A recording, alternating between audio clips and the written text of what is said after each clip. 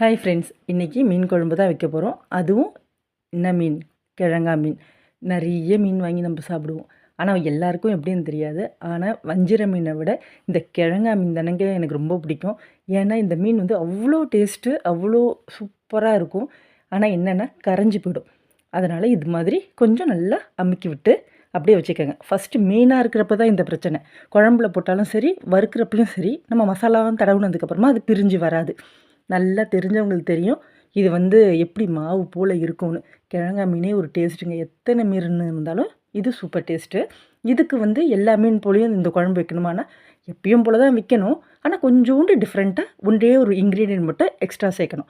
என்ன செய்யணும் அப்படின்னா, ஒரு பாத்திரத்தை அடுப்பில் வச்சுட்டு எண்ணெய் ஊற்றிக்கங்க. எண்ணெய் சூடானதும் வெந்தயம் வந்து பொரிஞ்சதுக்கப்புறமா சின்ன வெங்காயம், அப்புறமா தக்காளி. வெங்காயம் தக்காளி உங்கள் விருப்பம் தான். இதுக்கு வந்து இவ்வளோன்னு அளவுலாம் கிடையாது. இப்போ என்ன செய்ய போகிறோன்னா, நார்மலாக இது வதங்கட்டும். தேவையான அளவு புளியை வந்து கரைச்சிக்கங்க. புளிப்பு வந்து மீன் குழம்புக்கே கொஞ்சம் புளி தூக்கலாக தான் போடுவோம். இப்போ வந்து நான் வந்து புளியை வந்து ஒரு கை சைஸுக்கு வந்து ஒரு கைப்பிடி சைஸுக்கு வந்து நான் எடுத்து கரைச்சிட்டு அதில் 2 ஸ்பூன் மிளகாய்த்தூள், 2 ஸ்பூன் மல்லித்தூள், மஞ்சத்தூள், உப்பு, அவ்வளோதான். இதை போட்டு நான் குழம்ப கூட்டிக்கிட்டேன்.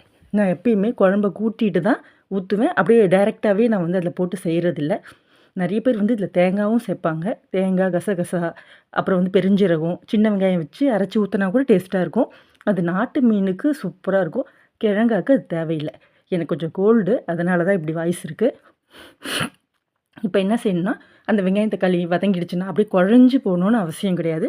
கொஞ்சம் போல் அது வதங்கினதுக்கப்புறமா இப்போ பாருங்கள், இந்த ஸ்டேஜில் நம்ம கலந்து வச்சுருக்கோம் இல்லையா, இதை வந்து நம்ம ஊற்றிடலாம். பாருங்கள், குழம்ப வந்து இப்போ ஊற்றிடுங்க. உப்பு, புளிப்பு எல்லாத்தையும் வந்து ஒரு வாட்டி சரி பார்த்துருங்க. சூப்பராக இருக்குங்க இந்த குழம்பு. இப்போ வந்து என்னென்னா, கடல் மீன்னாலே எங்கள் சைட்லாம் வந்து நாட்டு மீனை தான் மீனுன்னு சொல்லுவாங்க. மீன் குழம்பு வச்சது போல் அவ்வளோ டேஸ்ட்டாக இருக்குன்னு. கடல் மீன் எப்படி வச்சு கொடுத்தாலும் கருவாட்டு குழம்புன்னு தான் சொல்லுவாங்க. அப்படி தான் டேஸ்ட் இருக்குது. அதனால் கடல் மீனில் வந்து இந்த தஞ்சாவூரில் எங்கள் சைடு ஒரத்தநாடு சைடில் கடல் மீனை அவ்வளோவா யாரும் லைக் பண்ணுறதில்ல. உண்மையாகவே தாங்க. நான் வந்தப்போலாம் ஐயய்ய இது இன்னைக்கு கருவாட்டு குழம்பு அப்படி தான் சொல்லியிருக்காங்க. ஆனால் இப்போ வந்து பழகிட்டோன்னு வச்சுக்கோங்களேன். இப்போ வந்து மாங்காய் போடலாம். மாங்காய் போட்டாலே குழம்பு செம்ம டேஸ்ட்டாகிடும். மாங்காய் வந்து ஒரு கொதிக்கும் இல்லையா, அந்த ஸ்டேஜில் போடுவோம். ஏன்னா சீக்கிரம் மாங்காவும் கரைஞ்சிரும். மாங்காய் போட்டு ஒரு கொதியில் வந்து திரும்ப மீனை போடணும். மீனை போட்டு ஒரு கொதியில் வந்து ஆஃப் பண்ணிடணும்.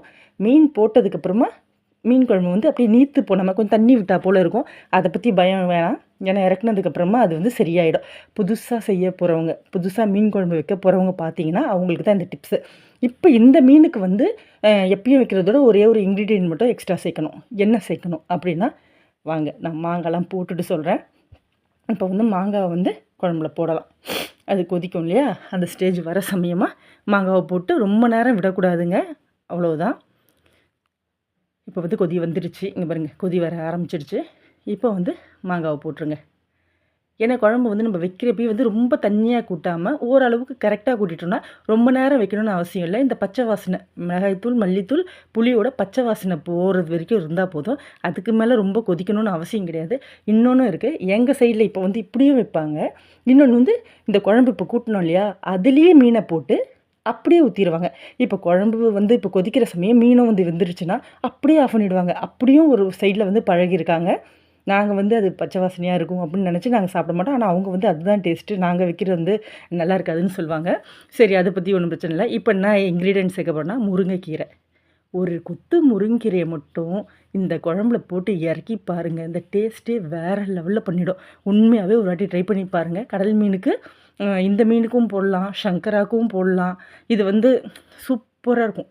நார்மலாகவே இந்த மீனுங்களாமே வந்து குழம்பு வந்து சூப்பராகி கொடுத்துரும். ஆனால் முருங்கைக்கீரை போட்டதுக்கப்புறம் நீங்கள் சாப்பிட்டு பாருங்கள். உண்மையாகவே அவ்வளோ சூப்பராக இருக்குங்க. இது ஒரு மீன்காரர் தான் எனக்கு வந்து இந்த டிப்ஸை சொன்னார்.